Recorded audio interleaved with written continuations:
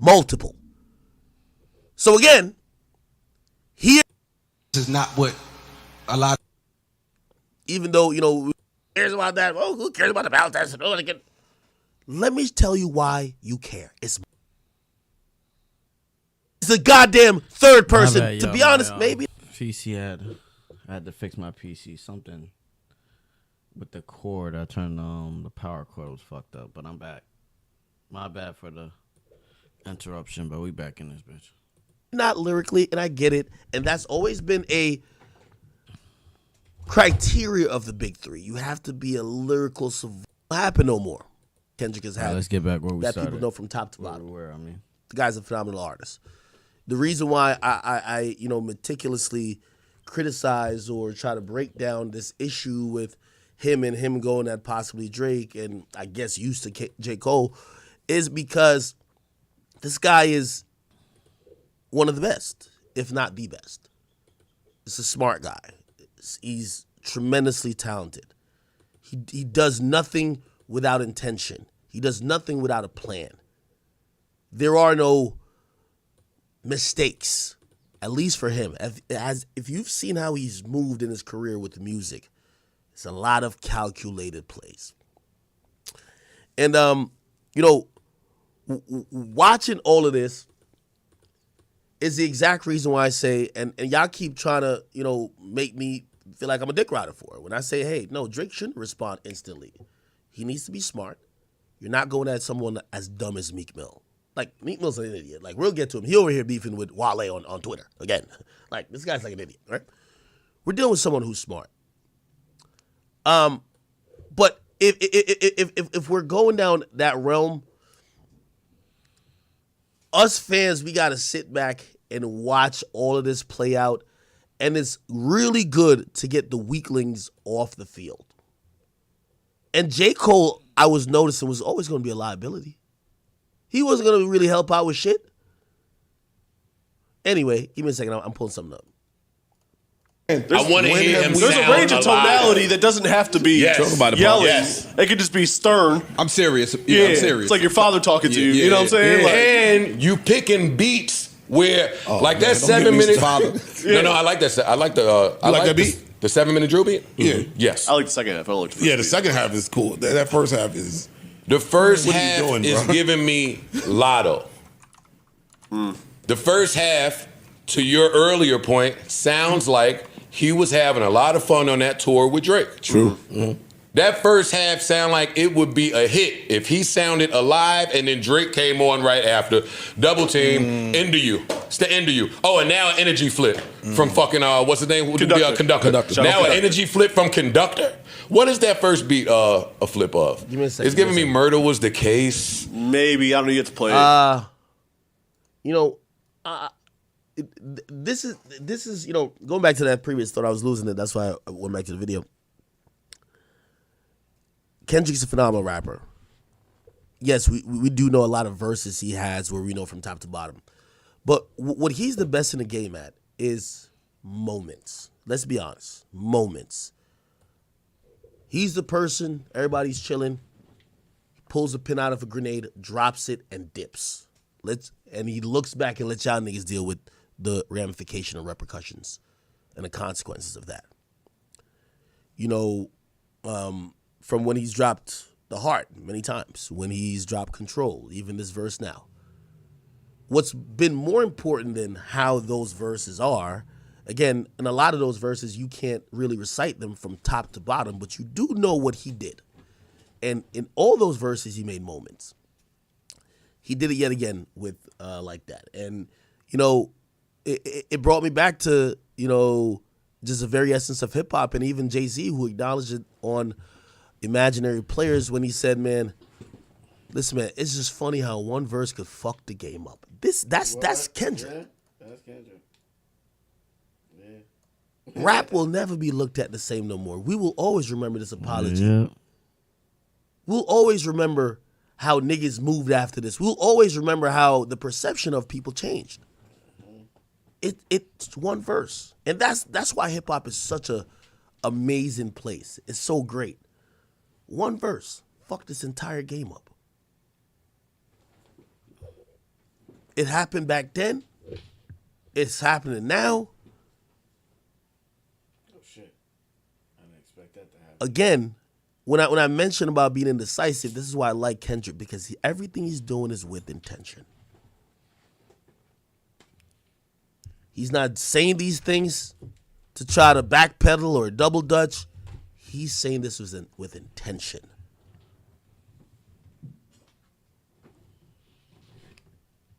And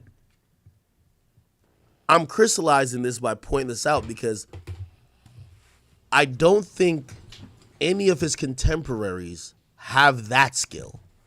And that skill is to drop the grenade, run out the room, and once you look back, niggas' arms is missing, legs is missing, niggas got a hole in their head. You could fuck the game up with one verse. That's the ultimate disruptor. He's the only one doing that now. Back in the day, I think people did it more.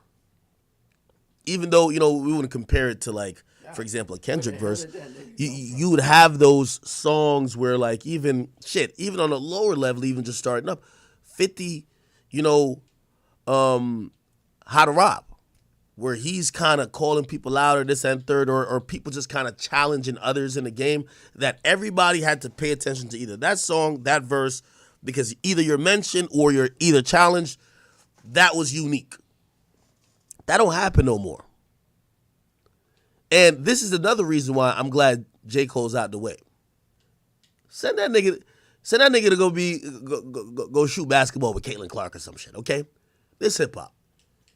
There's two people that we have to reasonably understand, one most in particular, but you're gonna say I'm biased. I think Drake has kept it hip hop throughout his whole career. Does he do pop music? Yes. But has he kept it hip hop with treating hip hop situations as hip hop? And yes, I'm saying this with saying, yeah, he took the L to Pusha T. He took the L. Hey, you know the rules of this shit. It don't change no matter who the person is.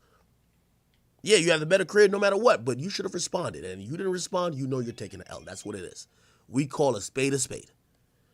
But as he responded and met the challenge and rose to the expectation multiple times of dissing other artists or competing, let's just call it competition, because dissing sounds like there's going to be further ramifications. Yes.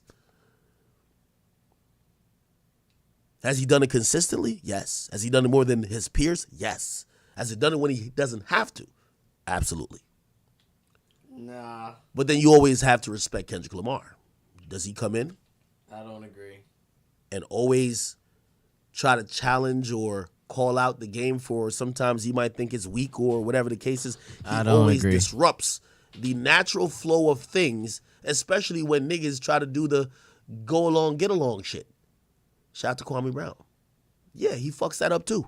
He drops these moments. Fuck it. Grenade. Y'all niggas deal with that. That is hip hop. This is why it's inevitable. These guys got to go at it. And when I mean go at it, we're not talking about like some blood sport in the streets, niggas getting killed, shots beat. No. It has to be settled. There can't be a 1 and a 1A. That's not how hip hop goes. That's where J. Cole got it wrong. There is no kumbaya. This is kind of like golf. There ain't no, oh, okay, I'm here.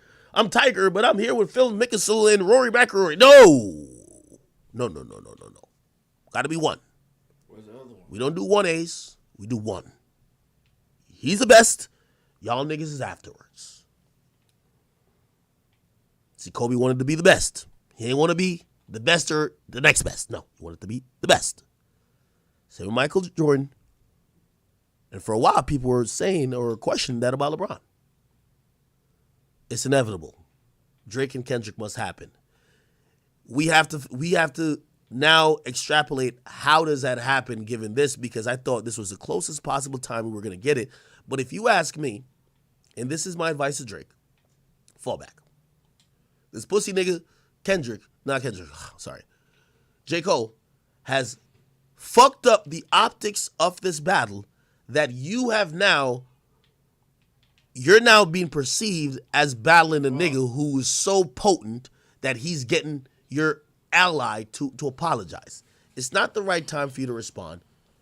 You probably need to suck the air, no Diddy, out of this moment that Kendrick has literally have everybody now thinking he's undefeatable, he's the boogeyman, he's King Kong. I think you got to fall back. Doesn't mean that the battle still won't happen. Now, if I'm Kendrick, and this is what I'm saying, we're going to strategize a little. If I'm Kendrick, duck in the smoke.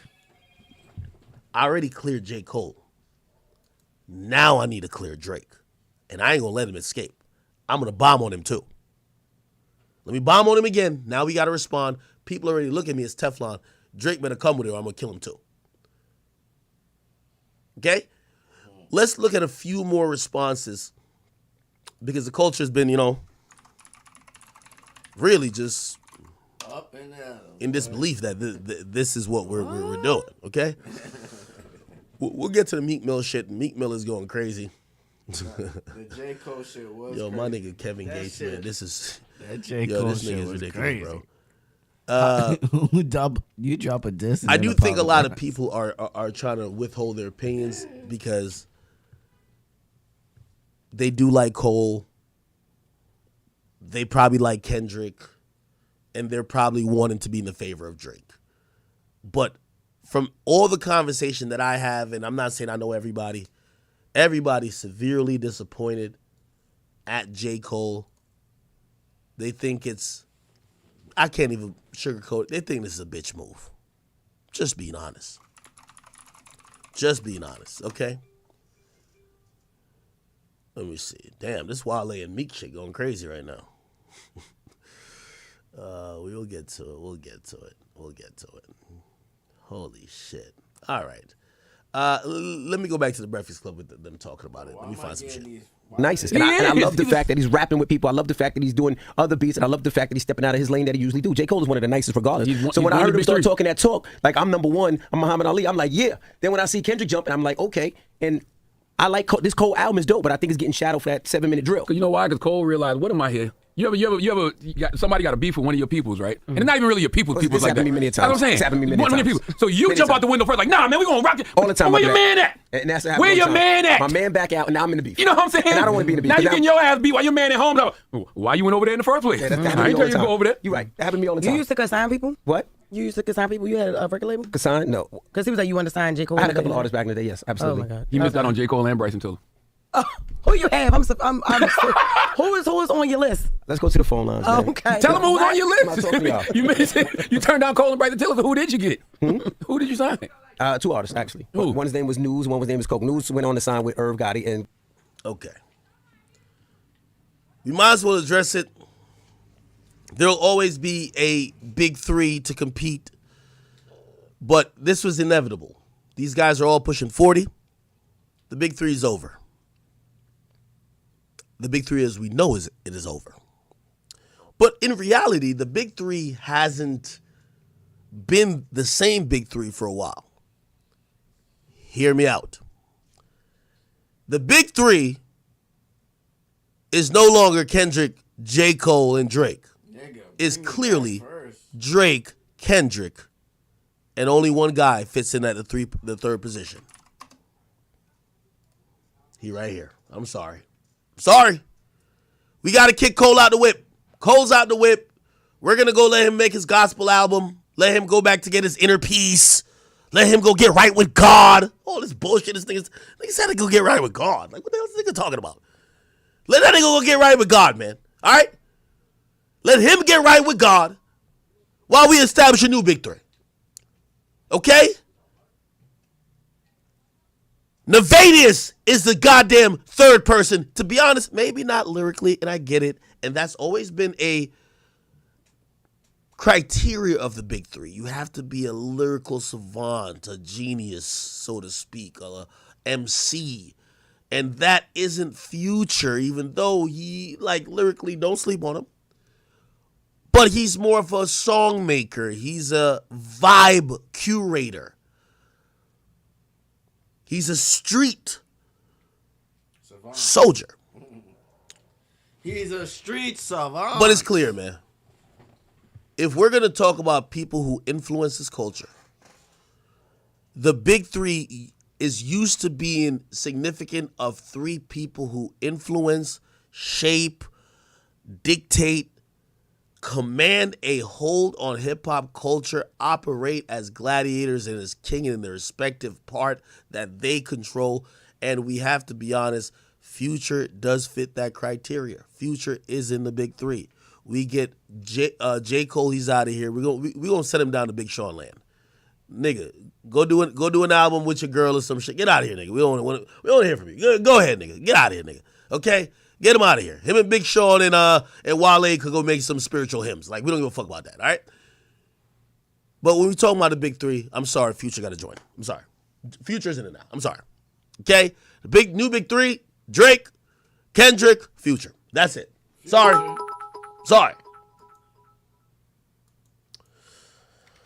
I'll pull up some comments here. Yeah, let me see what the chat's saying.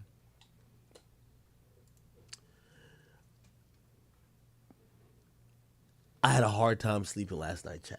Facts. I promise y'all. Yeah. And that's when I realized how much I loved.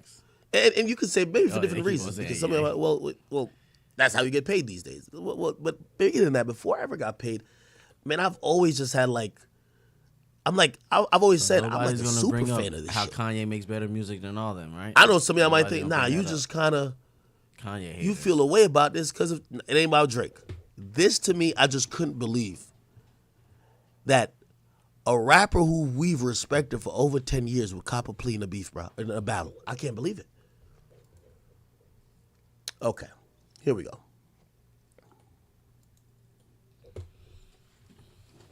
Disgusting, man. This nigga is in disbelief. This fucking disgusting. Okay. TT Moona, thank you for the 5. It says, yo, Cole could come back from this, but he got to come back with a harder diss for shock value. No, he can't come back from this. What are you talking about? A harder diss. After the nigga apologized for even engaging in the beef, we don't want to see you do no sneak attack. No, it's over. It's over. Like, you're done. So you're done. Just fade on into the sunset. You're done. Now, I have to be clear. I'm not saying J. Cole is going to cease to exist as an artist. He's a phenomenal artist. He's always going to be mentioned as one of the best rappers of all time. He just will never be mentioned as the guy. He was never the guy. He couldn't be the guy. That's the difference. We're not talking about, there was a time, just to kind of crystallize this for y'all. There was a time that LeBron James, his competitor, right, was Carmelo Anthony. They're like, yo, is it Bron or Carmelo? That's one and number 2. And at a point, we realized the only ring Carmelo was ever going to get is the one he gave to Lala. He wasn't the guy. Wasn't the guy. Will he be mentioned in the history when you think about basketball? Yes. Great player. But he wasn't the fucking guy. And don't you ever mistake it. He's never been the guy, won't be the guy in 3 different lifetimes. He'll never be the guy. We learned that with time and experience and watching him. And every time he had the opportunity to be the guy, he never stepped up to the occasion. That's J. Cole. Doesn't make him any less great. But we'll always remember, he was never the guy. He tried to cosplay as the guy, but he was never the guy. And it's okay. Because in this culture, in any type of competitive form of, or field of entertainment, there's not a lot of guys running around. God's Cologne says, man, he should have said nothing to begin with. I agree. But this brings to light another aspect of this entire situation.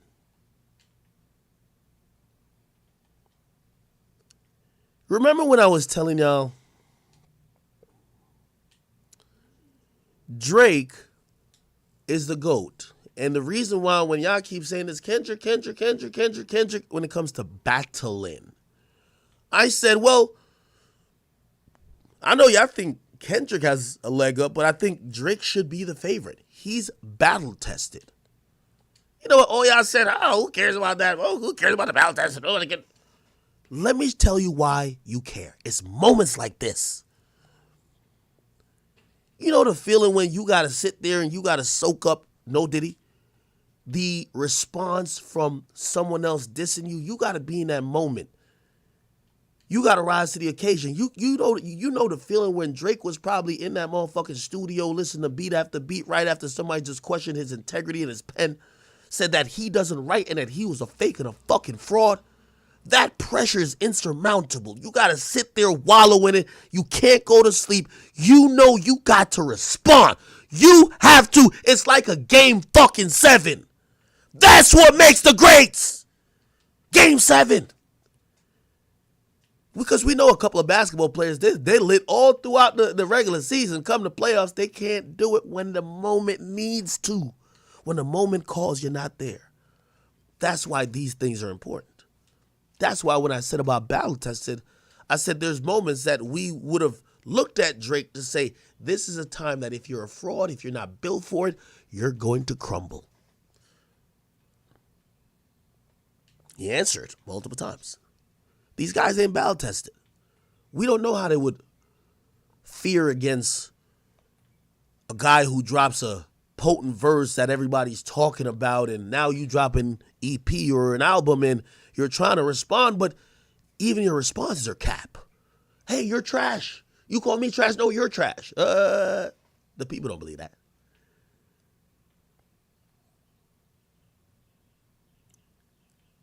That's the point I'm trying to tell y'all. The battle-tested approach, when I mention that, is because I think J. Cole, when he says he can't sleep, he's not built for this pressure. He's not built for Game 7. He's not built. LeBron, it took LeBron. LeBron crumbled one time. When he was versus the Mavericks that year, he crumbled. Yeah, he did. It took a lot and a lot of probably inner soul searching for LeBron to get to the point of, hey, it's a Game 7. Or, damn, I'm down 3-1. They said I'm the best. I got all the accolades. I've broken every scoring record. They gave me the MVPs. But nothing fucking matters if I don't prove it now. It's the buzzer beater. Yeah, Steph, you're the greatest shooter ever. But if you gonna airball that shot and not make it at least a decent amount of times, why does it fucking matter?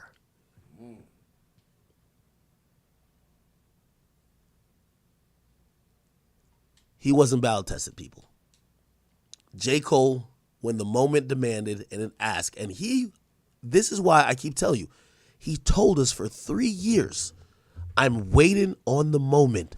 Try me. Test my pen. Make it real. Come at me. Let's see what happens. I will handle it because I'm ready for the moment.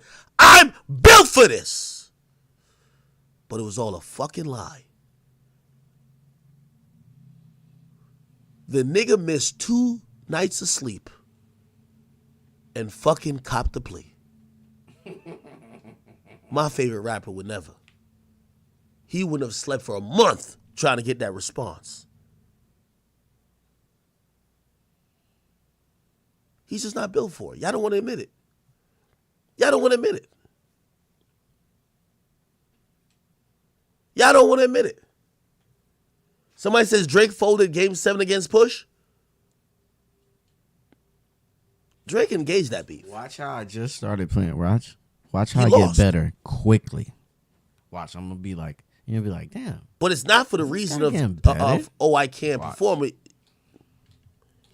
I'm gonna play this game just like couldn't respond. 2 more days. And he had a song. 1 week, 2 weeks later, you're gonna be like, he felt it was not gonna be a positive for his career. Hey, you take the loss, you take the chink in the armor, your career continues. It is what it is. That's the only rap beef he ever lost. Let's be honest. J. Cole's not made for this game. How can you grow up in the 90s and still fold like this? J. Cole gave us many signs. His very first album, and his career is very interesting to me. Cole, who came up and he's on Rock Nation or whatever.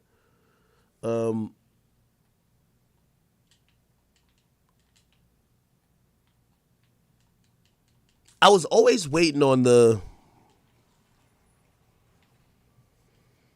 Okay, I'm gonna make this comparison. I don't know if you're gonna get it, or I don't know if maybe I'm stretching. If I'm doing too much, be like, nah, that won't hit. Everybody starts with admiration for their mentor, for the person who's putting them on, but at a certain point, you become peers, and at a certain point, you gotta have that moment where, AI is crossing over Mike, or you have that moment where you might have to challenge that person, right? And when it came to Cole, I felt like I was always waiting for that. Like, I'll use Kanye as an example. I think the heights of, his admiration for, like, Jay was seen on Big Brother, but as he went on further in his career, I felt he almost had to, maybe not on record necessarily, but he basically was on some shit like, I'm greater than Jay. Like, I've surpassed Jay. I'm the greatest. When he wrote that long ass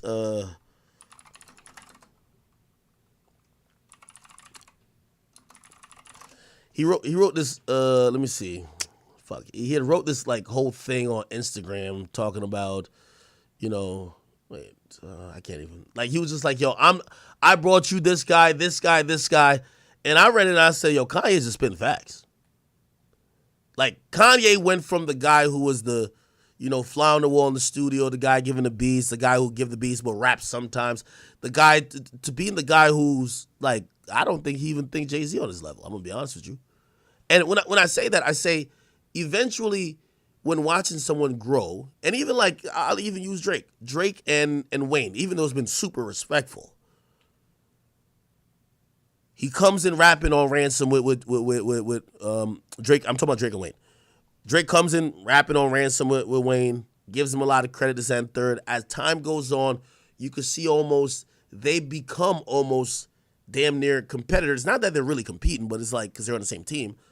But then it also gets to a point where you see Drake basically take the throne, right? Like, you see on Seeing Green, you literally see it, right? Like, the lyrics actually say it, right? What Drake said on his verse.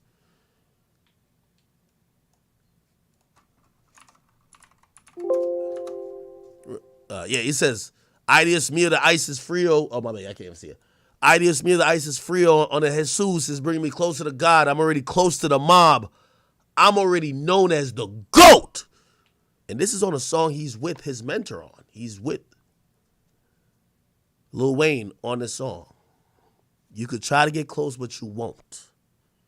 Right?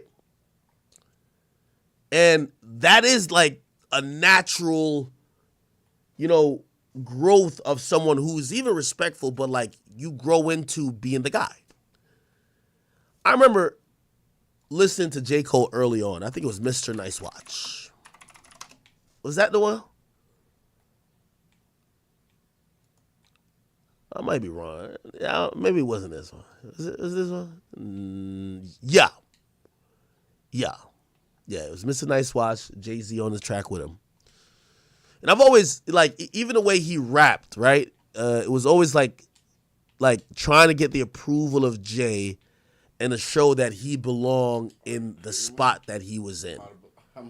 And I was watching his career as it progressed, and I was saying, okay, all right, that's how you start out. Eventually, you're going to really kind of get your reins and kind of get, your feet underneath you. And hopefully at a point you could actually believe that you're the guy. And, obviously him and Jay-Z's era is not the same, so whatever. But I'm going to be honest with you. I don't think Cole ever believed it. I think Cole was just always on some happy to be here shit. He know he had the talent. He was always like challenged. He did live up to it a bunch of times, but I don't think he ever thought, like how Kanye eventually thought, like how Drake eventually thought, I'm the fucking guy. I'm the best. Shout to the mentor that who I was looking up to and rapping alongside on Ransom and rapping alongside or making his beats for Blueprint. But I'm the fucking guy right now. I think J. Cole was just never like that. J. Cole was never like that. Yeah, The Star is Born. Thank you for that one. The Star is Born. Yeah.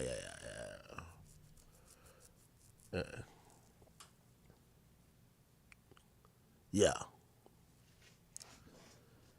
And see, even his verses sound beta. And could I be a star? Does fame in this game have to change who you are? Or could I be the same who came from afar, away life, just to make it in these Broadway lights? Now I'm shining a broad daylight. Go figure. A slow transition from a little broke nigga from the Ville. Got a deal, a real life saver. Dreams of being behind the wheel, like Jada. Now I chill. Now cop a little ice later. Cole, you got the glow like a little lightsaber, so clap for him. Then applaud Hove. He gave him a platform. Flow so sick, he thought he wrote the rap for him. No, sir. The flow Cole is a fucking disappointment, man. Okay. Unfortunately, we just got to read out the eulogy for J. Cole, man. Here lies the guy who had a spark when he started. He ain't garbage, but he just ain't it, man. Just ain't it. From here on going forward, we can't really mention J. Cole in any serious hip-hop competitive conversations. You know, I heard somebody say recently, and I think that might be appropriate for J. Cole, Tim Duncan. But even then, Tim Duncan was really great. He just never was into that conversation of, I'm the best. But he was one of the best at all times. So I don't even know if Tim Duncan is the appropriate thing to call J. Cole, man. I'm trying to figure that out. But regardless, man, J. Cole could no longer be put in any serious hip-hop discussions. What he did to me was blasphemy. Apologize to a nigga. And here's the thing. This is lyrical competition. We've seen people engage in lyrical competition, and even if it did go a little bit left, or if it stayed above, certain type of, low blows or whatever, no Diddy, people moved on from it. To completely pull a bitch move in the midst of the beef, just throw your hands up and apologize to the nigga who dissed you and who made the most blatant diss first, is just something that's unfathomable, something that's unforgivable. You let Nas down, you let hip-hop down, and I hope at some point you realize you let yourself down. All you did for the last 3 years, and I listened to every interview and every song where you said that you were thinking about legacy. What do you want to be remembered for? You're going to be remembered for the nigga who at the moment when it called, when the championship game called, you had nothing to fucking offer. This is an embarrassing stain for his career. This is an embarrassing stain for his legacy. He's always going to be a great rapper, but he's always going to be the rapper who never was. The rapper who was always a couple inches too short. No Diddy. The rapper who never could really compete. The rapper who was talking himself into being the best rather than having that killer instinct. I'm sorry, J. Cole. We love you, but please, politely, step to the side. And I do have to say, Drake, refrain from doing any more songs with this nigga for the foreseeable future. Yeah, we do want to hear some songs with you and him again, but this is wartime. This is competition time. He wants to do fun shit, okay? He wants to get his spirituality right. He wants to get his soul right. When you're rapping in all these little, back and forths and these type of songs, we want to hear killers. We want to hear, I'd rather you rap with Jack Harlow right now than rap with that nigga. That nigga clearly don't want to be in the game, bro. He the nigga who get in the boxing ring and cry and be like, yo, why y'all do this to me? He don't want to do this, okay? Now, let's address this part and then we'll go on to some Meek shit too. Okay, where are we now?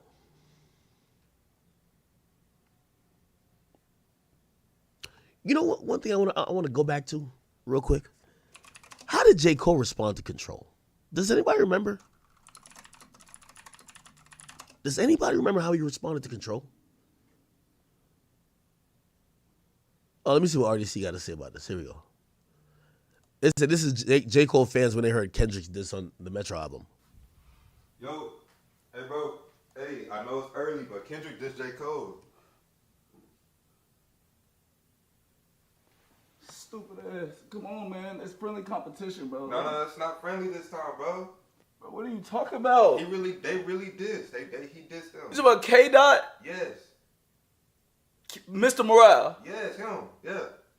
It's Mr. Morale, bro. He got morals and shit. That nigga not doing that shit for real, bro. It's kidding around. They best friends, nigga. No, that's why I thought he the big stepper right now, bro. He really dissed them. Oh my God, bro. Let me hear, bro. Damn, bro. You ready? Waking me up for this. Come on.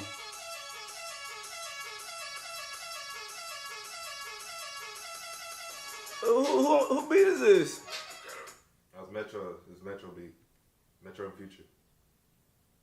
Boy, Metro Future and Kendrick Lamar jumping.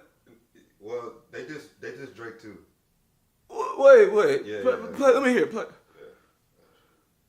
Why that beat so hard? I don't know. No, something not right.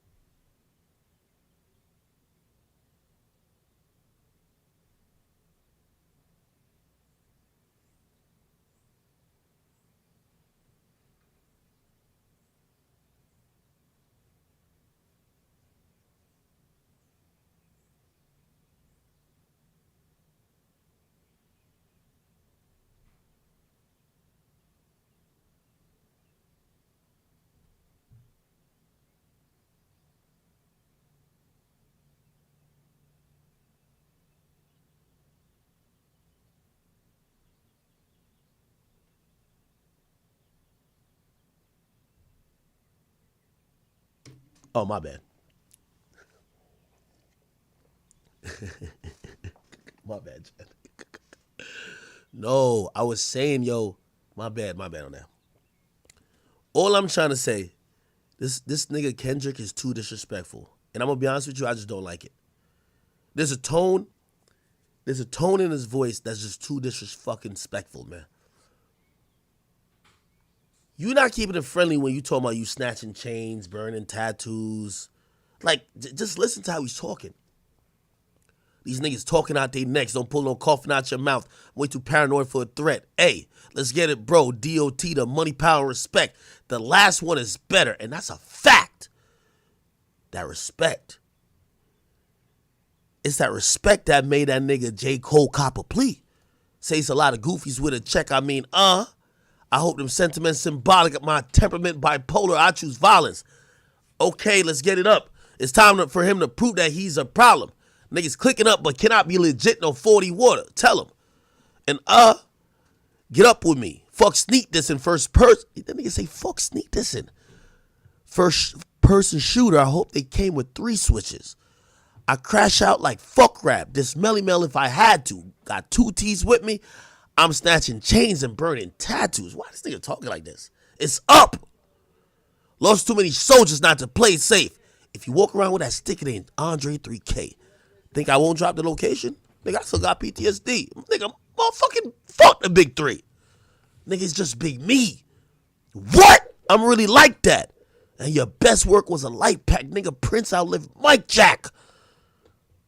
What up, guys? Your boy Quake. For your dogs getting buried as a king J. with all Cole, these man. I don't...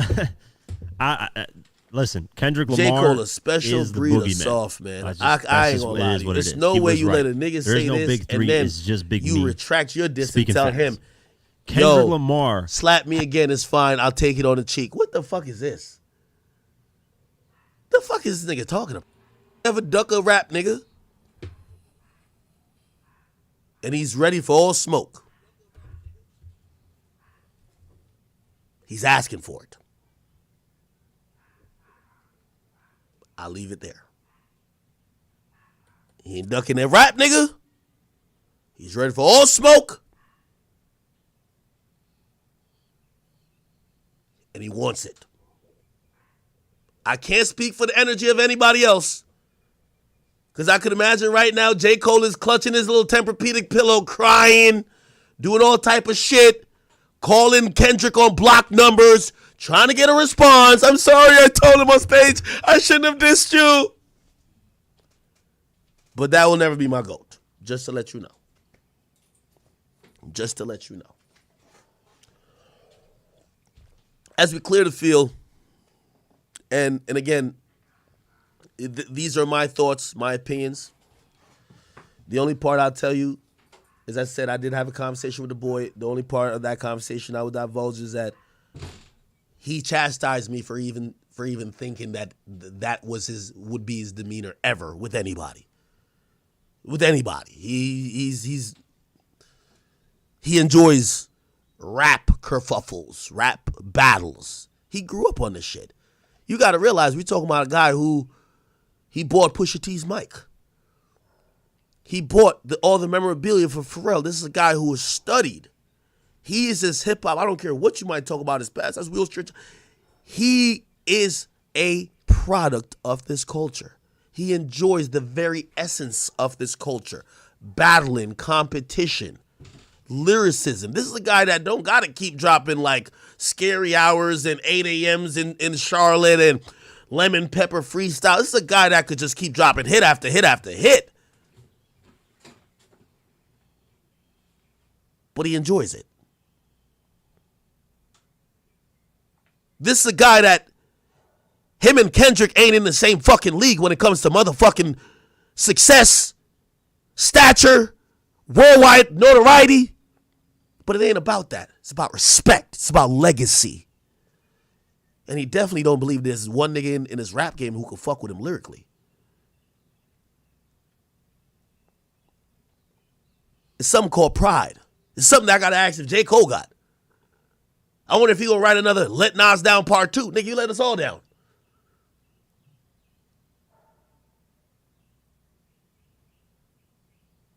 So we will see. Continuing, where do I think this is going to go? I actually believe that Drake should fall back at the moment. First and foremost, Thursday night, we're going to go get an album from Metro Boomin and Future.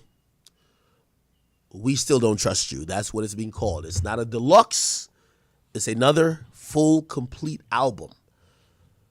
A lot of these things have been kept close to the chest about what's on it. And from what I've talked to other industry people who do know people in that camp, they heard only of the Kendrick Lamar diss song the day of when the album was slated to be released.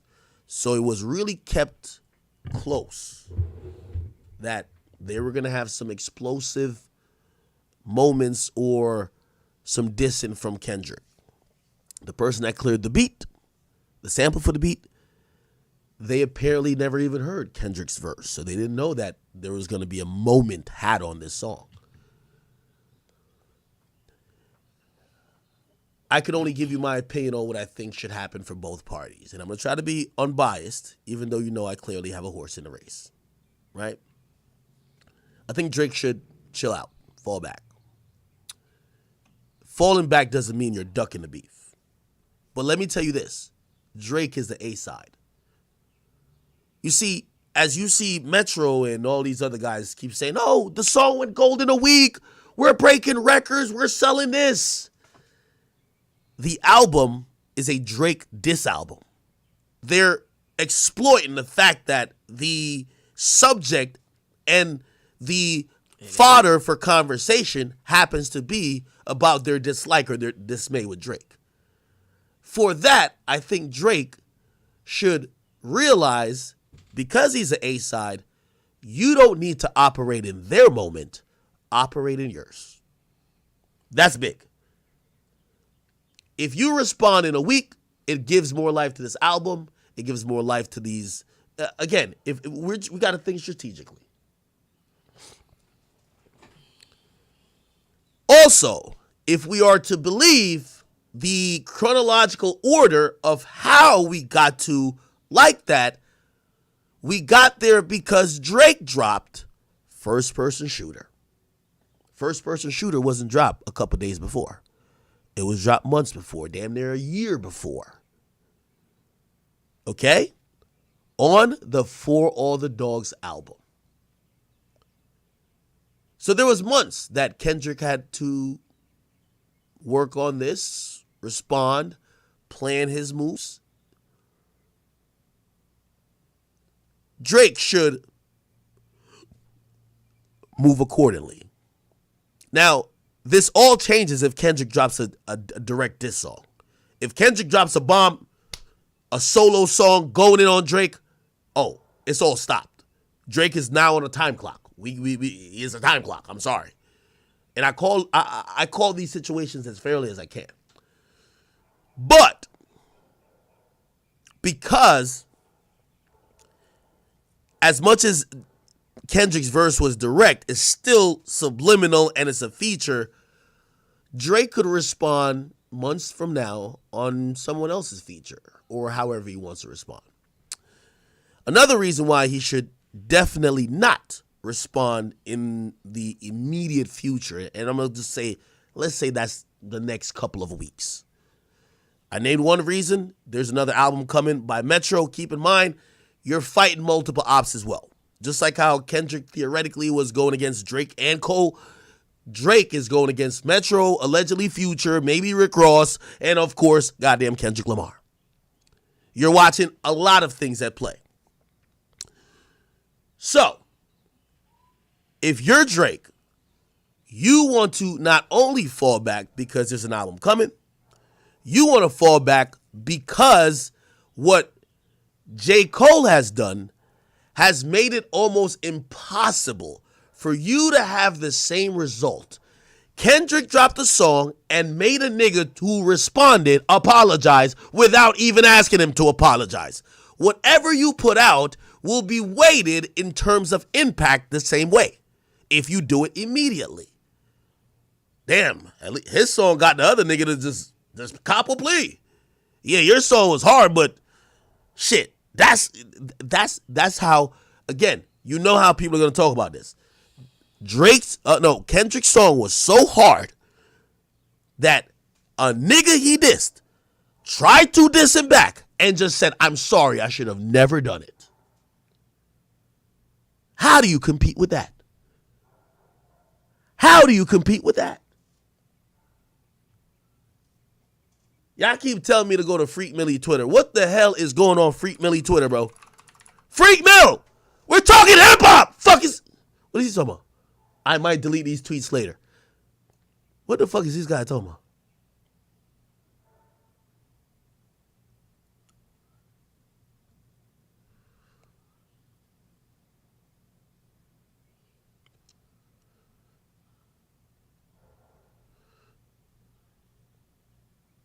Okay, this nigga been tweeting for a straight hour.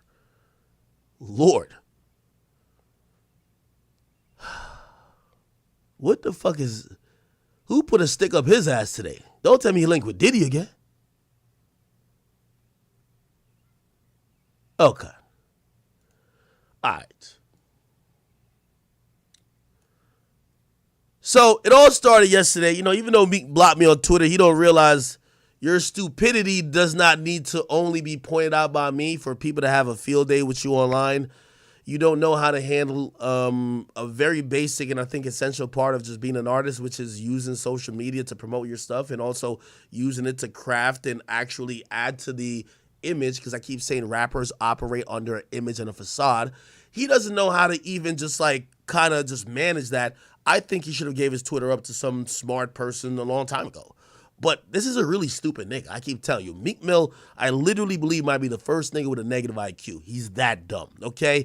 To be honest, I don't even know if he would qualify for the short bus, okay? One of the guys might have a helmet and might just need like one of them like little bubble things that, that's how stupid this nigga is. He might self-harm by mistake. Stupid as they get. Anyway, he puts out his video on his Instagram yesterday, and I guess he went to WrestleMania, which, by the way, it's a lot of, hey, you guys at WrestleMania, or actually WWE, you guys are doing a good job of trying to bring pop culture back into wrestling. The old school wrestling is done, right? Where we all love like Stone Cold. Like low-key, Stone Cold always came across as racist, but we as black people didn't really care because he never was really racist. But he was like a redneck, popping beers, doing all that shit. Wrestling back in like the 90s and 2000s, classic. Come on, right? Now, it fell off after a while. Like, it felt like it was goofy shit. Now what they're doing is some really strategic attempt to try to bring people in. What have they done? They brought in Logan Paul. Hey, Logan Paul, you come in. You can do a couple backflips and jump off the turnbuckle or whatever the case is. They've done a good job. We saw Speed last night pop up on WrestleMania. Before, that would have been like, what? Like, you wouldn't have like some random kid like just on WrestleMania, but it all makes sense when you're trying to involve pop culture back and reintroduce a new generation into wrestling. I could imagine Kai will be doing something of the sort, of the same soon. Now, what I've realized they've done, they have not only reached out to internet culture, they want to bring in music and rap culture. So they invited a bunch of rappers. So Meek Mill was actually there. Meek Mill don't have hand-eye coordination. Like, to keep it real, we don't even think he could think and walk at the same time. Like, he's a stupid nigga. We all know this, right? So we've always known, Meek not even a guy who should be at WWE event, period. But he is a rapper and, being involved in culture that they're trying to get involved into whatever, they invited him. They invited a bunch of other people. Wale's always been into WWE, so I want to give him his credit. But he was there at WWE, at WrestleMania as well.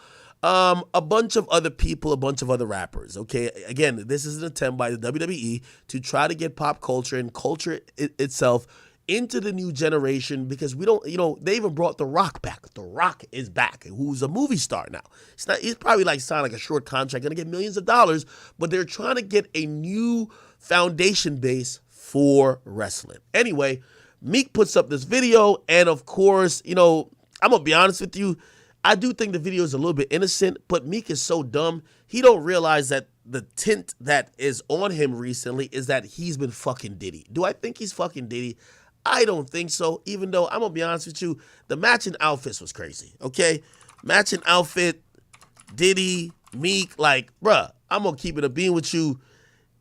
Bruh, this is kind of crazy. What the fuck was going on? Y'all niggas was both in the changing room, taking off y'all shirt. Yo, Diddy. Yo, try on this large over here. Yo, give me the extra small. I don't know what they were going on with. But anyway, people are just saying that, but they also realize that Meek does, for a straight guy, he really doesn't do a good job of dismissing gay rumors. Actually, when he did try to address his sexuality, he said, man, I love pussy.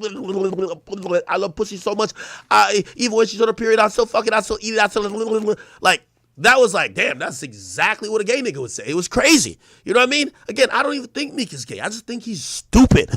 That's the only thing. I don't think Meek is gay. I think he's dumb. The dumbest nigga who's ever lived. Okay? Anyway, he posted this video, and people, of course, took a chance to joke on him because they're like, what the fuck, you stupid-ass motherfucker? Why would you put this up Rock, get up, while we all think you're gay? Again, I don't think he's gay. I think he's stupid. Get up! Get up! You got this shit! Get up! Wait, I can't see. Get out the way! Get up! You got this shit! Get up! Sounds like soundtrack for the Freak Off. Diddy just done bust 5 back-to-back nuts with a couple of gigolos and a couple girls, Young Miami and them. And after busting all them nuts, you're telling him get up because you like, hold on, wait a minute. You thought I was finished? I ain't done. Okay? Get up, Diddy. Get up. You know?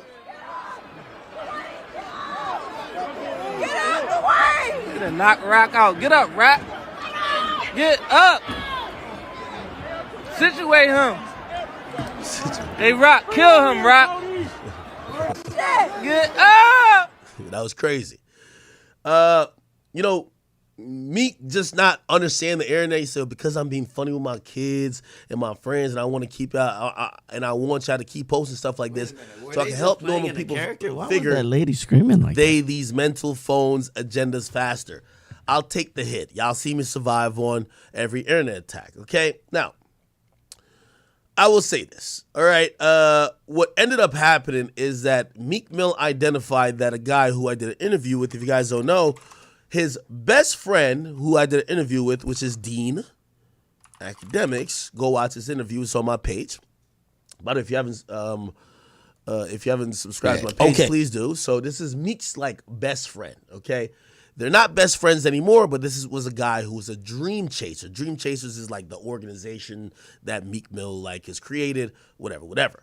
All of his friends and former associates have said that he was a selfish, egotistical, arrogant person who left them to fend for themselves and only brought them around his life to show off on them, but he never employed them, put them in positions they could win. And if they did have any ideas that they tried to execute to try to make a living for themselves, he would block because clearly he wanted them to depend on him. Okay? Classic story of, hey, the way you control these guys is if they depend on you for every little thing. Okay. So what happened is, you know, of course he got mad at me over the Lil Rod stuff. No Diddy. And then me and him went into it, and then I interviewed Dean. Okay, that's been a while ago. But Dean pops back up, and Dean does a interview. Dean gets pictured. Right, Dean gets pictured with, let me see, actually I could probably pull it up on my page. Dean gets pictured with Wale. You know Wale, right? Wale is from MMG. Let's see if he, yo, Grant or whoever who's on the page right now, could y'all post it to the page or tell me where to find it? So basically, Meek Mill's best friend poses up with Wale, someone he was in a group with, MMG. Actually, I could probably just pull up on Twitter. Meek Wale. Let's just search that. Right? Here we go. Okay. So Meek Mill, so Meek tweets out this. He says, Wale never liked me. Now I'm going to treat him like the streets every time I see him. I gave him 1,000 chances. These guys be thinking they linking with the enemy. Clown ass nigga, I wish I knew the other day. I would have stretched you. This is a picture of Wale.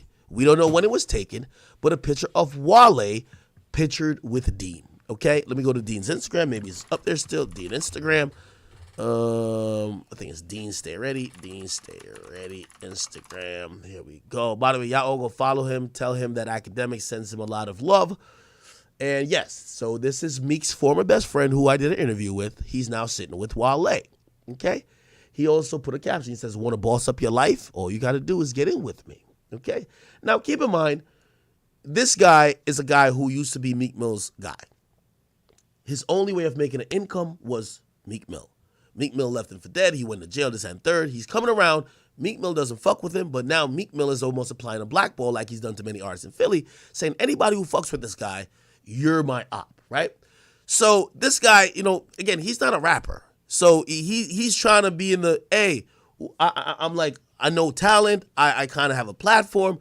I want to help put people on. Maybe I could manage. He's just trying to get some money, bro. Like, let's be clear. Like, bro, you know, and I think this is the sad thing about it when it comes to Meek. Meek, even after the people that don't like him, he's cut off, or the people that he used to be cool with that he's cut off, he don't want them to make a living.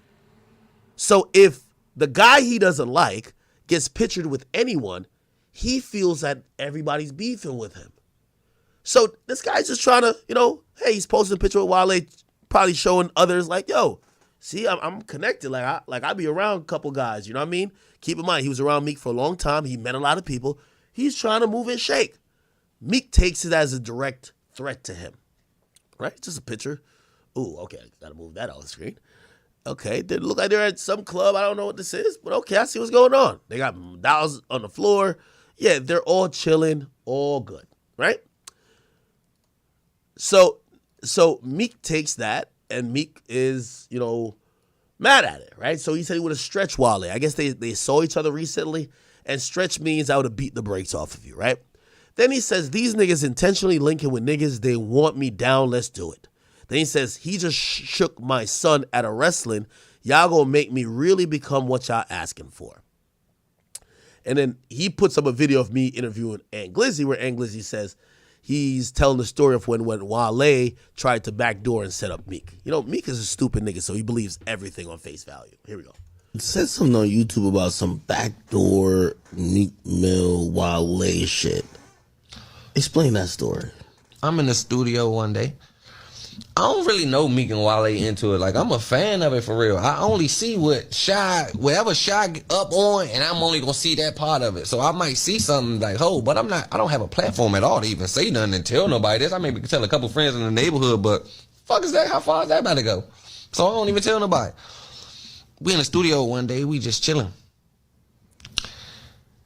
And then Shy and Wale was talking. I guess Meek did something to Wale or something. He just was talking like, I hate that nigga, son. We should do something to that nigga. Like, what you think of him? Woo. Just talking in general. I ain't gonna try to go into detail. So Shy was like an enforcer. So like Wale is coming to him with his problems, and Shy is saying, I could fix that. Nah, not even that. Shy be around street guys. Wale don't got no street backing at all. Like, he don't even know nobody from the streets. Like, I don't even know how Wale got on those. Like, nah, for real. Because Wale hit you up, bro. I know he got to be mad at you. Nah, he ain't gonna hit Wale. No, gangsta used to protect him too, bro. Yeah, but it's Wale now. Like, he might be like, yo, bro, I'm rich as fuck now, nigga. You can't talk about me like that. Fuck that mean.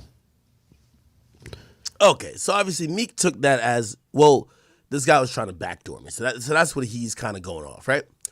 Now, it's very important to note, Meek is severely stupid, and I'm going to blame all Meek Mill friends who, they all talk to me. And Meek, I know you're watching this somewhere. I hate to break it to you.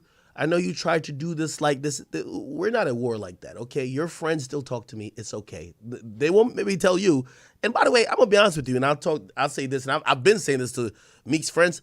I don't know why y'all all scared of this guy like this. He doesn't have any power in the music industry left. He sold 6,000 records on his last album. He's not that influential anymore. When a guy is on the outs like Meek Mill, he could kick and scream, and yes, he got some money, but if he does anything, he's going to fucking jail. He's not going to do nothing. The nigga been having my address, and I've been sleeping peacefully as a motherfucker. I'm not J. Cole. I'm not J. Cole like I can't sleep. Nigga, I've been sleeping like a baby. Okay? The day when Meek Mill said he was going to spin the block, shoot, whatever, I've been sleeping like a baby. The only thing that made me not sleep was J. Cole being a bitch and apologizing, okay? Meek Mill isn't like that. Just to let everybody know, we have already proved this. Anyway, I don't know why his friends think otherwise. I think a lot of them look up to him because he is in that realm of, he was before them. He was the East Coast gangster nigga, and I think they want to give him that respect, but I think they all think he's delusional. Like, he's kind of like, you know what I mean? Like, I ask all his like, anybody who try to speak to me on his behalf, I said, why don't you guys just tell me he's stupid? Like, that's the question that gets everybody fucked up. It's like they're scared to tell me, like, bro, you're dumb. You're stupid. You're dumb. You got mad at Ack over the Lil Rod lawsuit. You're just a stupid nigga. You just need to actually get your knowledge up. They won't. Anyway, I say that to say, here's this. He ain't done. He said, when I met Wale, he got beat up at his birthday party in D.C. He got his teeth knocked out. I jumped in because a celebrity like him invited me. I was violating probation in D.C., risked my life to find out he never liked me. will make you angry. That's just me, though, okay? Yo, Meek Mill is like an amazing person at trying to make y'all think that everybody hates him, okay? Now, of course, this is the fake gangster shit I don't like with Meek. He's now talking about guns. I started off with triggers, but if you're not into tech these days, you'll be behind in life. I like computers better. I'm guns. Guns really hurt people. I play with guns better than a computer, though I just chose not to, only for defense. Could y'all send this to the goddamn governor? The governor of Pennsylvania should not be sitting next to a guy who's at a shooting range. You haven't shot nothing ever in life. Nigga, I interviewed the niggas who actually gave it up from your city, nigga. They said that the gun that you got caught with, that you got put on probation, that you did a wheelie and then whatever happened, they say you never even shot that gun. Meek Mill is like making up this fictional thing like he's been shooting niggas. Where does this come from? How? Where? We need to actually, this is a mental illness. Chat, if you ever get rich, and I don't know what position you are in life financially or just regularly, and if you get to be up and let's say you make $100 million, if you still feel like you need to go show people that you will kill somebody, you're an idiot. Meek Mill, as I've always said, he's an idiot, okay? This guy is trying to show people and tell people, and I'm going to tell you why. Let me expose the big secret about Meek Mill. Meek Mill has no more goons in Philly.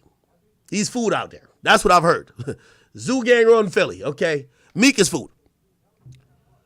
Meek Mill hang with a bunch of New York niggas, okay? He don't hang with Philly niggas like that. All the Philly people used to hang with, he stopped feeding. They're all doing their own thing. Maybe some ain't dissing him, but they're not riding and dying for him, okay? All that dream chasing shit, you're going to see him and Michael Rubin and maybe some security guards. You're not seeing 15 dream chasing niggas no more. It's over, okay? He might have some New York niggas that maybe he's getting extorted by, but other than that, it's over. We've said this about Meek. I don't know why he over here posting like he's a killer. What is he doing? This is the type of shit that when a rapper posts that when he gets arrested and now he's now in the hands and the eyes of the government and law enforcement, he says niggas tricked him out of the position. Don't even get to this part. I thought that real G's move in silence like lasagna. I didn't think that people actually who think that they're gangster when they're up, let's say 100 million, would actually be saying that they're down to, oh, I don't play with computers, I play with guns. You're at a gun range. Anybody could do that. What are you doing? This is the type of, and I, you know who I blame for all of this? I blame every commentator, every fellow rapper who is scared of Meek Mill. I will say this publicly. All of Meek Mill's friends, I won't call a name, they're scared of him because they won't say to him, you're an idiot. What are you doing? Why are you posting you shooting guns online, seemingly almost like you're kind of saying that you're down to kill or hurt somebody over petty Instagram shit. You won't do it. You're literally living up in a fucking penthouse in Manhattan with a goddamn doorman. You are not going to do anything. But you're having your fans now thinking that's how it's right to live. You know why it's hypocritical? Because after you do this type of dumbass shit, your fans who have no other options, they don't have money for all type of Rolls Royces and Maybachs and shit like that, or Maybach actually. You know what they do? They go get arrested and they get put in the penal system and you get to come around after encouraging that behavior and be like, you're here for prison reform. You're a fraud. Just stop it. Just stop it. Meek, you should not be showcasing or threatening any type of violence. It's not even towards me. And that's another thing, too, with you. Meek, you know why you're the biggest fraud? The reason why you're posting guns when you're mad at Wale is like me. Wale not like that, clearly. Ant Glizzy said that. You have never posted guns with any nigga who's like that. I keep saying it. Look at the people who he talks about beating up, who he talks about killing. It's never the guys who's actually into it. When Drake actually rap, I'm driving to the studio bumping AR Ab. You never wanted with AR Ab. That nigga would have ran you out of Philly, nigga. That's a fact. That nigga was literally the boogeyman of Philly. You acted very nice and you just kept your corners, as you should. Don't try to act tough on academics and Wale. Wale trying to just glad that they finally acknowledged that phone posits came from DC or got popularized from DC. Like, come on. Stop the gangsterism. The fake gangsterism is just not going to work. Okay, let's see what else he's saying. I might delete these tweets later. I guarantee by the time I refresh, he's going to delete this. So he started off with triggers. Who did you kill? Right? I have 50 guns, my boy. I'm doing content soon. Show y'all this Call of Duty shit we have.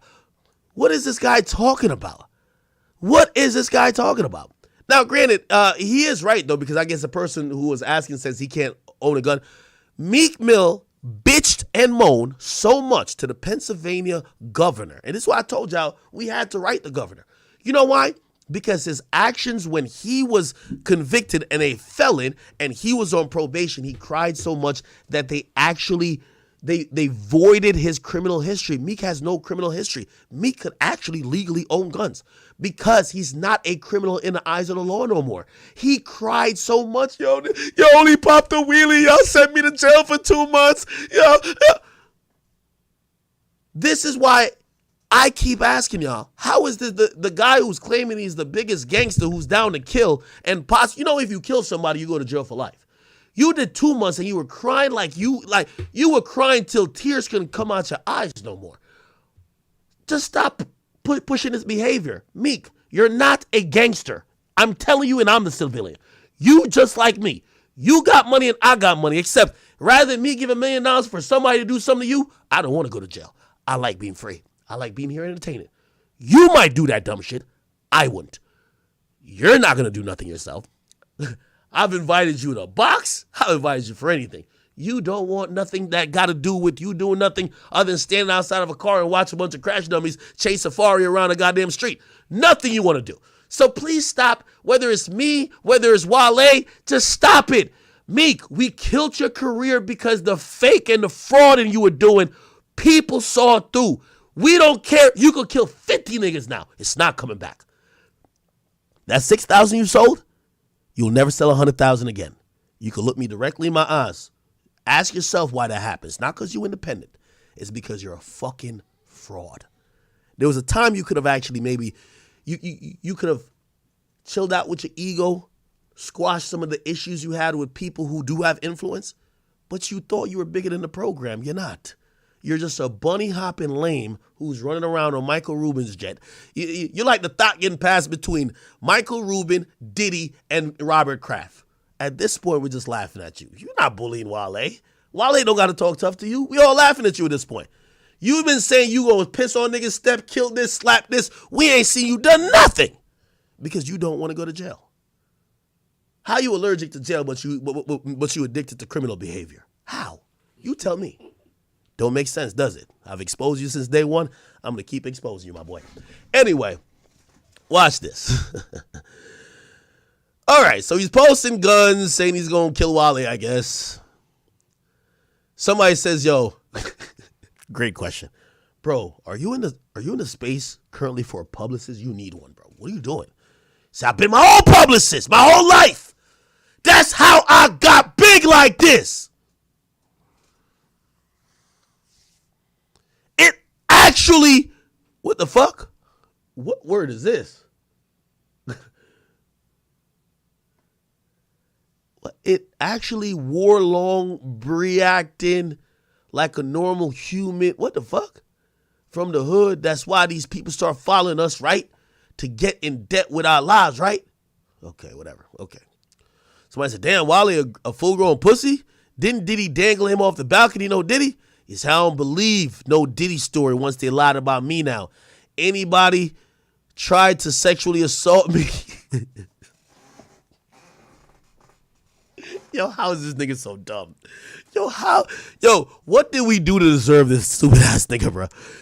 Anybody try to sexually assault me, it will be a bang out on the spot.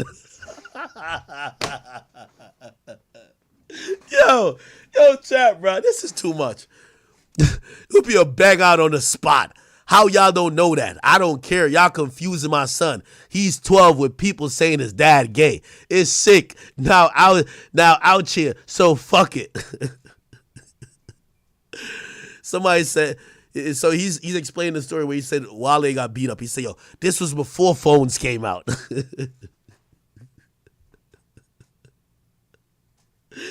Yo, I'm gonna be honest with you.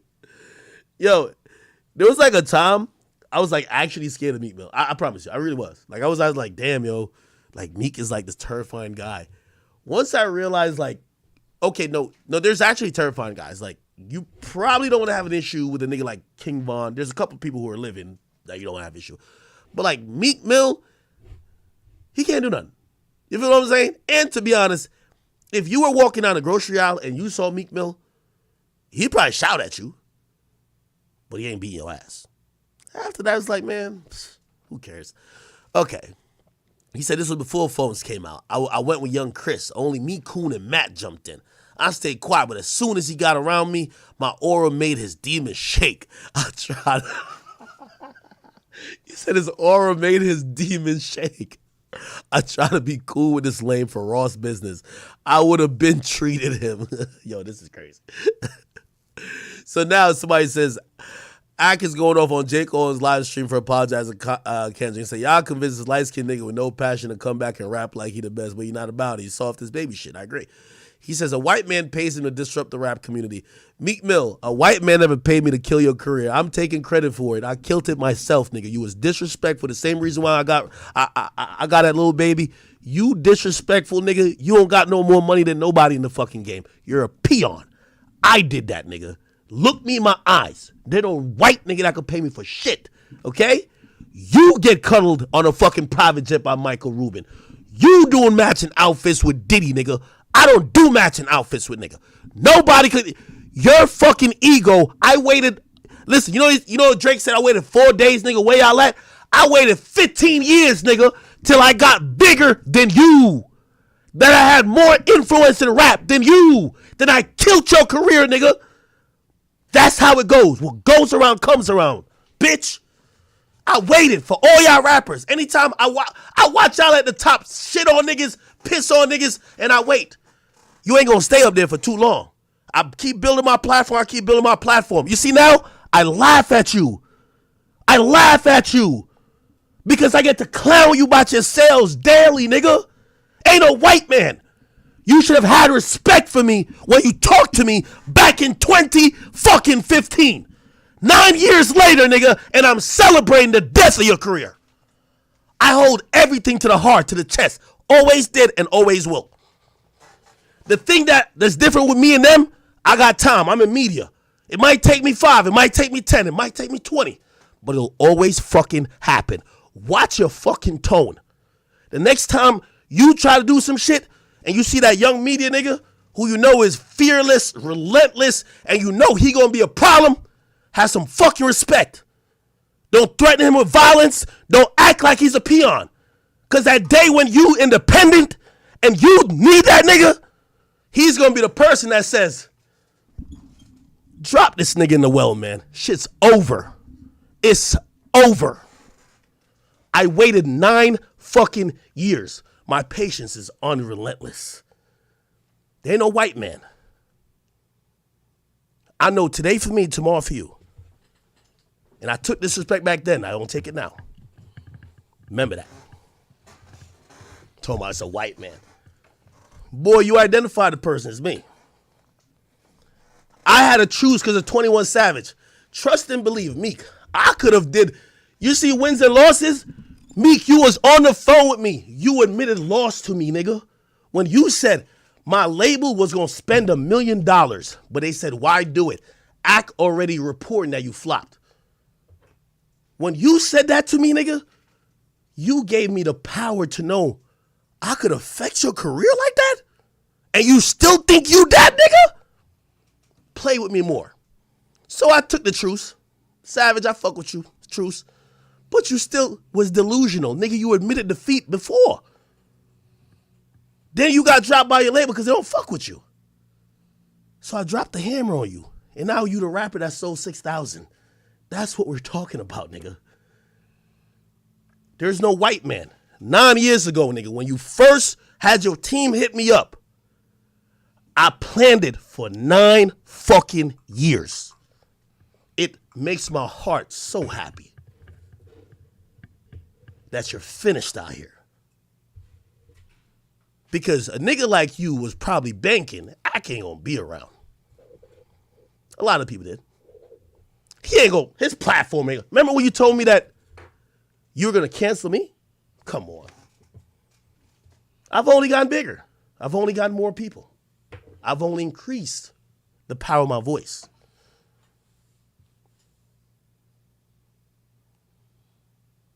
And then trust me, that morning when I had to type out, by the way, you sold 4,800 records. It wasn't 6,000. I actually rounded up because I don't want niggas to think I was a hater.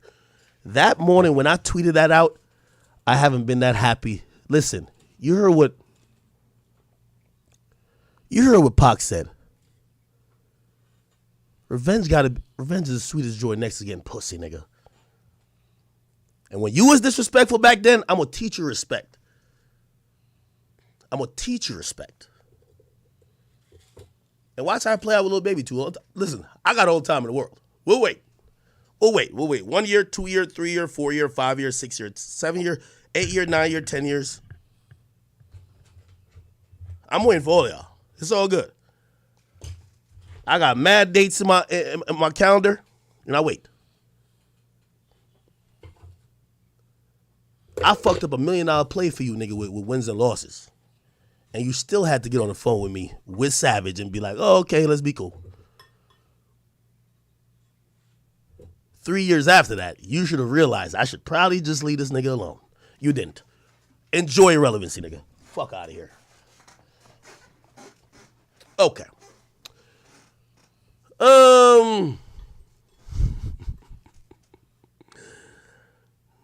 Okay. Wale, I don't know what you got going on with him. Every man for themselves. Do your thing. And he said, this is why the rap, somebody says, oh, so Wale actually responded. He said, when you get in other people's on serious drama in this industry, 90% of times they be back friends eventually, and then you look silly. And in the end, so I love minding my business. If a photo could create such vitriol, one has to ask himself some questions. Happy Monday. This nigga Meek said, this why I call rap game screwed, along with niggas be having these secretly jealous vibes. You can't do songs or tours with them.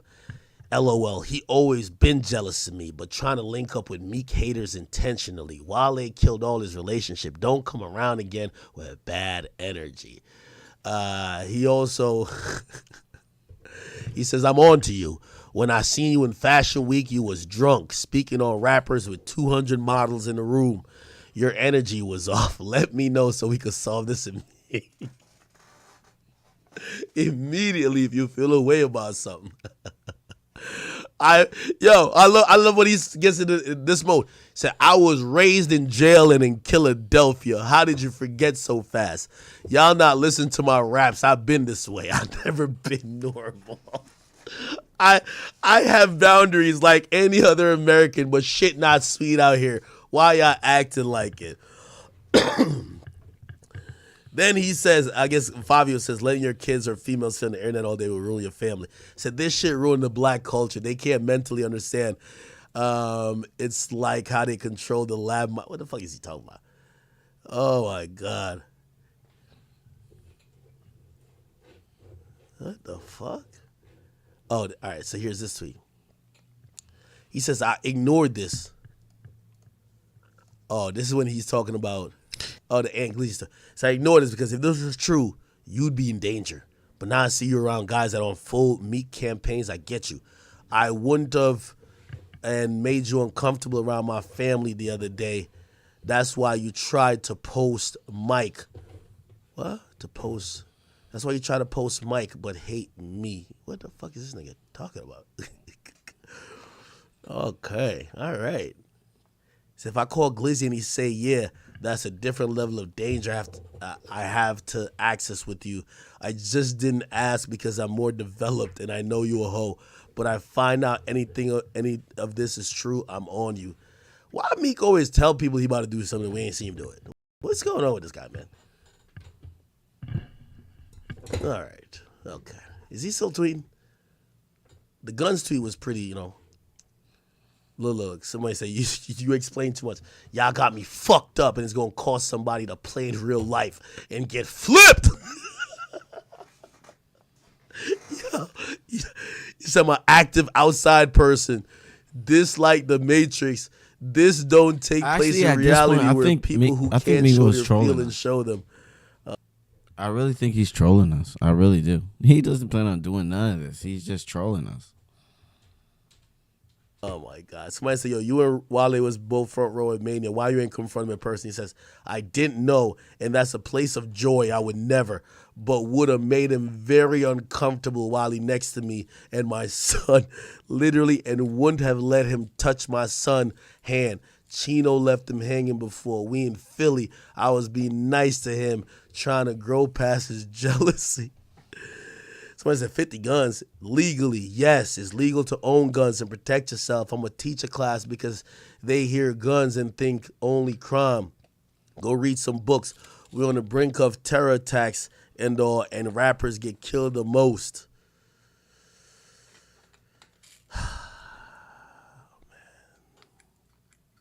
So y'all choose to rap. Yo, this is like, y'all choose to watch rap battles and gossip. I watch Gaza, Israel, Haiti being torn apart. I watch state of people being poor in real life. Some think I'm different. I think they're clueless to real life. But hey, who am I? Y'all do coke. I don't. Some gay. I'm not. Somebody said, how a nigga trying to clap another guy and say a guy from Philadelphia did it too. I want all the evidence to come the fuck out. I'm not a part of the free. Amazing. Yo, I'm done. Yo, I'm done with this shit. I am done with this shit. He says, I'm not a part of the freak off. The freak. I'm not part of the freak or the coke part of the industry. I'm not a heathen. How did I get in the convo? Yo, this thing is like in disbelief. Yo, he's like, yo, how did I get in the convo? Like, bro, I only just wore like matching outfits with my mans. Like I only was in the pool. You know what I mean? Looking exhausted. Man, you doing it, man. You deserve it, daddy. You putting in that work. Proud of you. I love you. Yeah. My first thought was simple. You know what's crazy? I keep telling y'all, I don't even think the nigga's gay. I think he's just stupid. Yo, this thing is going down a rabbit hole of he thinking that, yo, people are calling him gay to block the fact that he's doing prison reform. Like, what? Anyway, he says something different. I think they're clueless to real life, but hey, who am I? Y'all do coke, I don't. Some gay, I'm not. Oh my God. He said, how did he get in the convo to freak off? No, this nigga's a special type of stupid, man.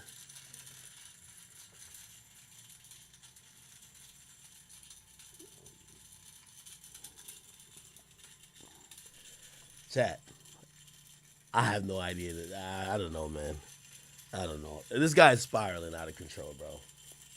He's spiraling. Yeah, so again, I mean, by the way, he blocked me on like my real page. I don't even tweet at Meek no more. Like I feel like, bro, it's only if I truly believe, which I do believe, Meek is irrelevant to the conversation of music, right? Even when I keep saying, yo, go look at his tweets, it's like, yeah, we're watching him self-destruct a bit. He might be back on drugs, who knows? But I really don't think that Meek commands the amount of conversation to switch the combo from a J. Cole and Kendrick and Drake. You know what I mean? Like, I keep telling you, like, to put in perspective, like, when Drake brought out Meek in Philly, this was like this was a little bit less embarrassing than what J. Cole just did, but the nigga killed your career, brought you back, gave you a hit song, and then brought you out in your own city like you was his hoe. Like, it's like the nigga looking around like, what the fuck? Is this Philly? Yeah, nigga, he brought you out in Philly. That's how it went. That's how it went. You know what I'm saying? Let me see if I can find the I think this was the everybody grabbing for Drake. The niggas in Philly, nobody's even looking at him.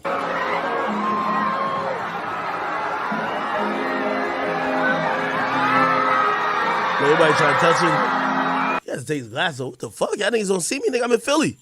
I'm the king. Look. What the fuck?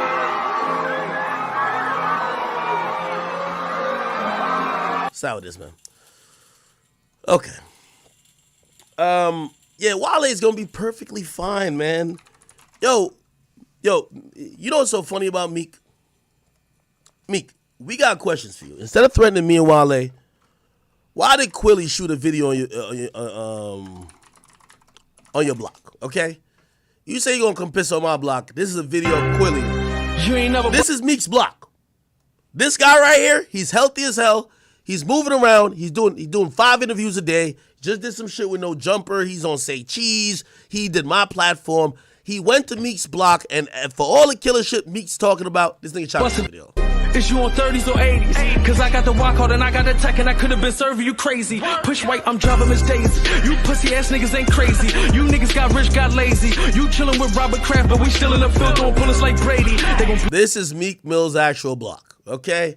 Why you ain't go handle him? Okay, all right. None of that happened. What was the other thing? There was like some other shit. Bro, I don't even have the energy for all that.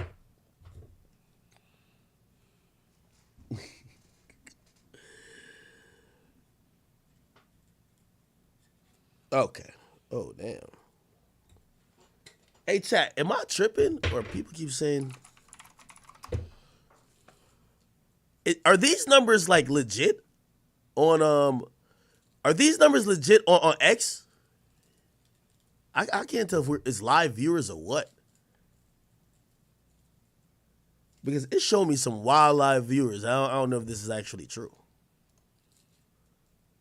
Is X like keeping it a bean? Let me see. They say I got 114,000. I don't even. Is that true?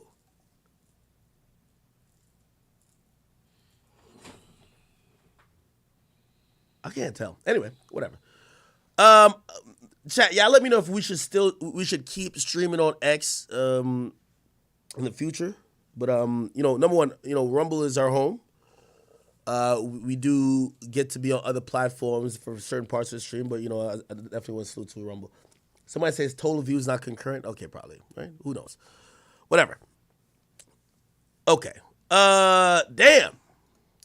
So here's my point to Meek, man. Just bro, like, dude, just stop the cosplaying and like the cosplaying as some killer. If you're in the low point of your career, bro, just keep rapping. Like you'll probably make a comeback. Like we actually think you have the talent. Even me, I think he has the talent. I just think he's dated, and his ego won't allow him to grind to get back to the position he was at. Like no Diddy. He just mostly want to try to be the bully again, and I'm gonna be honest with you, it just doesn't work. So I think Wale's gonna be just fine. I think he's just gonna be fine. Okay. All good. Let me read some of you guys' comments. Some people say, hey, first time commenting on live, but I have to say good shit. You deserve props for how you played the waiting game and won. Oh, yeah, no. I remember the day. I could tell y'all, I have it saved in my calendar. The day that I spoke with Meek Mill's team, it was in 2015. And I realized these guys are arrogant people who feel that media members, especially me in particular, are some niggas beneath them. They were disrespectful. They approach with aggression. And every time I try to speak with Meek Mill for years afterwards to try to de-escalate, but he always thought that I was a non-factor. He got on Clubhouse, he said, I got bitches with more Instagram followers than you. Well, where's those bitches at now, Meek? Because you see this platform I have, I sat it on your career. And after I sat it on your career, remember the first time you ran to Philly and said, Ak won't even post me. Yeah, I stopped posting you because you were too arrogant to deserve the support, right? Then afterwards, trust me, I have my own ways. We made sure your career is exactly where it's at, and trust me, you are just an example of another disobedient duppy. I just keep telling you. You could come back and say white guy, whatever the case is. Academics owns my entire company. The Academy, I own it. What I do, I own it. Nobody can tell me how to move. I do it. So don't blame a white guy. Your career was already killed by the game, 50, Drake, for what was still left hanging, yeah, of course, I'll take that credit. Okay, the 6,000, I couldn't wait. And the next album you drop, we're gonna turn you into a living billboard of laughter. Okay, because you'll never get back to the heights again. But this is one for the good guys. Play the long game. Just play the long game. No Diddy, just play the long game. You see, in media, I've always played the long game. I don't do the okay, because here's the thing. There's some artists, when they're at the top of the world, you can't go at them. But always know that this shit, one hand needs the other. One hand washes the other. You know, basketball isn't that lucrative if you don't have ESPN, if you don't have ABC, if you don't have all these blogs that's supporting it. That's why there's so much attention, why these guys are getting $400 million contracts. Same with rap. You see, these rappers are stupid. They believe that their talent is the only reason why all of this exists. That's not the truth. Without these labels, you aren't who you are. Without media, you aren't who you are.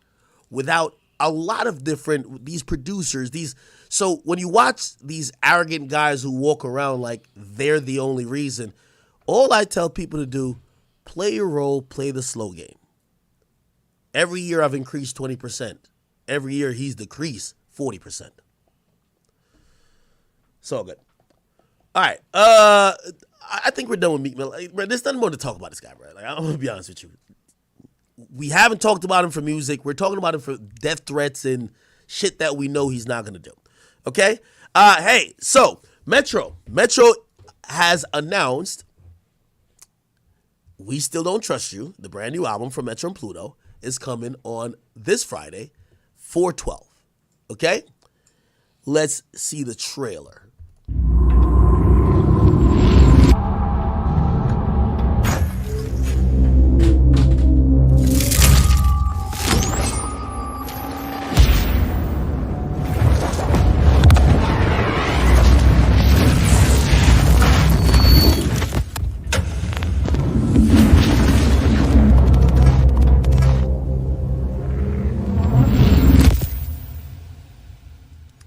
This was an amazing rollout. Amazing rollout by Metro and Future. Future really hasn't said much. Metro seems to be the guy who's kind of controlling this. Amazing rollout. By the way, I like how they did it. Give 2 weeks in between, drop another album. I think this might start a trend instead of the deluxe. Just announce a 2-part album. This really is a double album, but instead it's going to have 2 moments. And it's going to allow for this project, I believe it's going to do about the same amount of sales. It's going to do at least 200, right? What the first part did is going to get people interested in the second part, regardless if the second part delivers. So I do think this is an amazing rollout by Metro. I do think, even though I keep saying that he thinks he's some evil villain, whatever, because I think he has an axe to grind with Drake, but him cloaking a good album, because no matter what I've said about this project, it's a good album. It is a good album, okay? Is it a Drake-diss album? It seems like there's a heavy focus on trying to, let people know they don't fuck with Drake. But it's a good album. Like, the first part, We Don't Trust You, is a good album. That's one thing Metro does have, right? Even though I do think he operates, try to be like a rapper at times. What he does is he's a good curator. He's an amazing beat maker. And he makes good albums. The first part was a great album. I would imagine that this would be a great album as well, at least the second part. I don't think Kendrick is going to be on this. I would be shocked if Kendrick is on this. Why? If I'm Kendrick, and this is why before J. Cole just completely buckled like a whore, I was glad that J. Cole dropped. I'm going to tell you why. Why allow guys to get a moment and get their sales off by disrespecting you? Like, you got to imagine. So Drake is being exploited and the sales are going up for Metro and Future, but Drake's not getting no benefit from it. I'm glad that even without no promo, just impromptu, I'm glad that J. Cole took advantage of it. And if you don't know, J. Cole, his album was scheduled and was on pace to sell 160,000. I'm not too sure if it's going to go down, especially if they removed this song, but J. Cole Might Delete Later was on pace to sell 160,000 records first week. So I was happy with that just off the fact that if y'all are being exploited for y'all's celebrity because people are dissing you, you should take advantage of the moment, because I know people are looking at this as like personal shit or whatever, like, oh, no, it's beef or whatever. But we've always known that the easiest way to garner attention or to promote is through conflict, controversy, and beef. So when only Metro and them are benefiting from it, I kind of look at it like, nah, Cole dropped some shit, and I'm glad he did. Obviously, he's kind of retracting all the diss songs off of it, but, you know, he's still going to sell, I think, at least over 150,000. And off of Impromptu, it's basically an EP at that point, especially when they remove, like, there's like 3 songs that's really dissing, because there's another song on there, and I'm wondering, you know, he didn't apologize for this. So here's a song. Sing me the song again. J. Cole Might Delete Later. Let's go to, I think it's Sticks and Stones, is it? No, or maybe it's not. Is it Sticks and Stones or Trade of Truth and a Bees? No, it's Crocodile Tears, I think. Crocodile Tears, lyrics, J. Cole. This, even though people tell me like this is older, right? So people told me like this is an older verse and it's been existing. The Crocodile Tears, apparently people think that he's dissing Future, right? I think he mentions Pluto in here. So in verse 2, he says, March 16 in the fucking Teen Summit, the boys kiss ring when they see the king coming. They know I run things like the police coming. Yes, sir, it's me, not 2, not 3. By the way, this is another thing why I'm so upset at like Cole. Bro, you mentioned to us at every 4th line, I'm not the 3 nor the 2. I'm the 1. I'm the numero UNO. I'm the guy. I'm 1. I'm the best. I'm the best. Y'all could test me. I'm the best. I'm in my prime. They fell off. I'm in my prime. You basically like damn near baited us to think that if anybody tried you, you were going to go crazy, except it was the exact opposite, okay?